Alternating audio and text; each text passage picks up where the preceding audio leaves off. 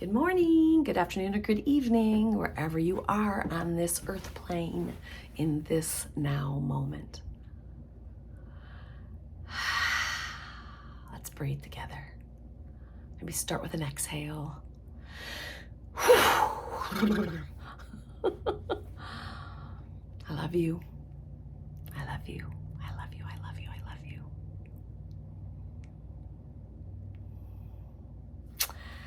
One of my great tools right now, I've been calling these companions lately, like Emoto Ma and her teachings on YouTube, Amanda Ellis. We did the Archangel deck last week, and Oneness by Rasha. I'm excited to have a client who got the book today, and we're going to start reading some together. Now, I've read through it about 5 times. And y'all, again, these are all tools that have just benefited me in my life. I'm looking for a word. Benefit, just, there's so many words that fit. They've helped to raise my vibration. They've helped to change the channel in my mind. Somebody reminded me recently of a teaching that I used to share with my clients, that we are much like radio, like the idea of the radio station, where you have to literally tune to the frequency, the wavelength, the frequency that particular, your favorite channel, your favorite radio station is on. And we can teach our brains to do that. So, that's good news. You, I, and everybody still have a lot of programming, and the negative thoughts pop in there, and the self-doubts, and, just all those things we've been wired for: shame, guilt, fear, self-doubt. And these are the tools to help us embrace those parts of ourselves, gain some tenderness, some softness, allowing some spaciousness within us for every part of us to exist and to show up. And but I want to share with you from Oneness today. So I'll let you imagine what that word oneness means to you. And we could just read from the very beginning of the book to tell you a little more about it, but I'm gonna let you explore that on your own if you're curious, because I just want to do that good old trick.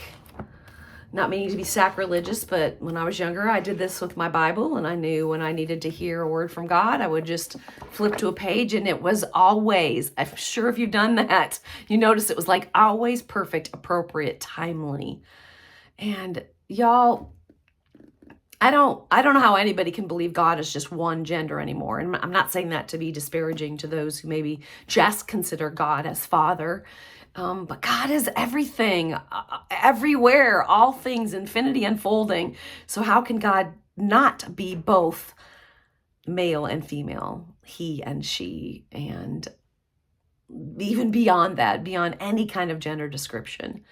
So I'm saying that to say, how can he, she, God not also use any tool to support us, any and every tool? So I'm not being sacrilegious when I just pick up Oneness because it resonates with me and I think it'll resonate with you, and I flip to some random page and share. I'm looking for, okay, something where I've written notes. Okay. That's not where I went initially, so I'm gonna do it one more time. I stopped because I would love it. I write in the margins when I'm reading books. I just write notes to myself, and I turned to a page that didn't have any of my own notes, so I thought, well, I haven't responded to that yet, but hey, I've responded to every page. So I'm trying to make these videos shorter. Let's get to it. All right, that page was marked 2.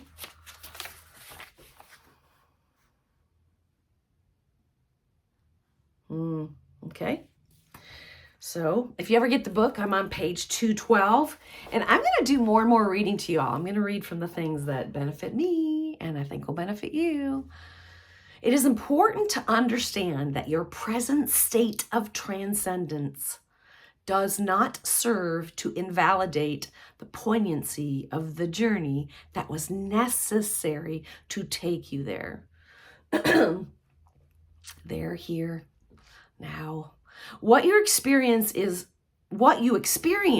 no less real or relevant as a reference point in your history. I've been having some scratchiness lately.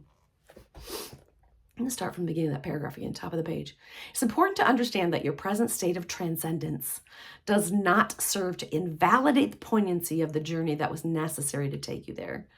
What you experience is no less real or relevant as a reference point in your history, simply because you are no longer focused on the full intensity of those issues.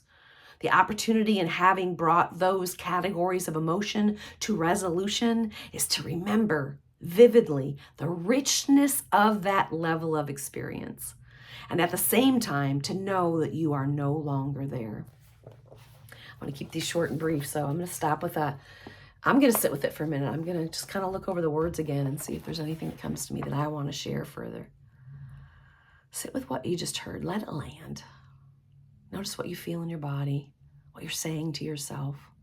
Notice any feelings that it brought up.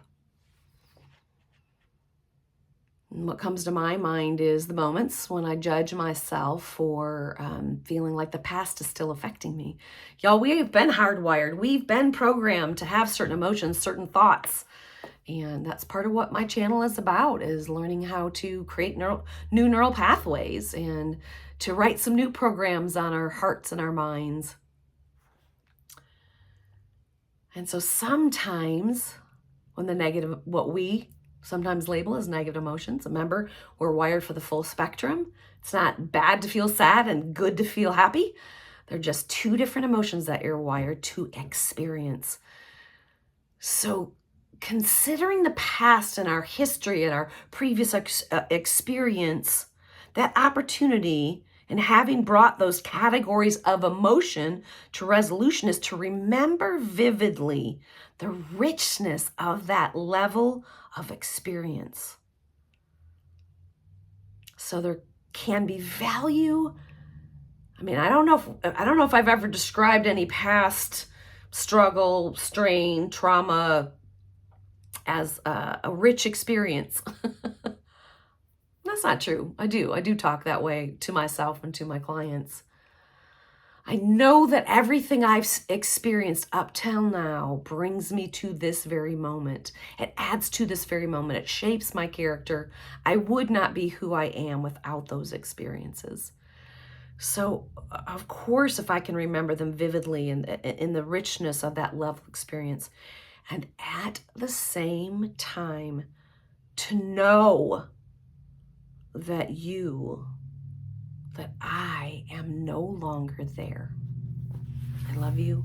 I love you. I love you. I hope that just met you, maybe where you are today and whatever experience you're having. Embrace. Be tender. Be soft. And passionate and bold and self-loving. I love you. I love you. I love you. Until next time. Bye for now.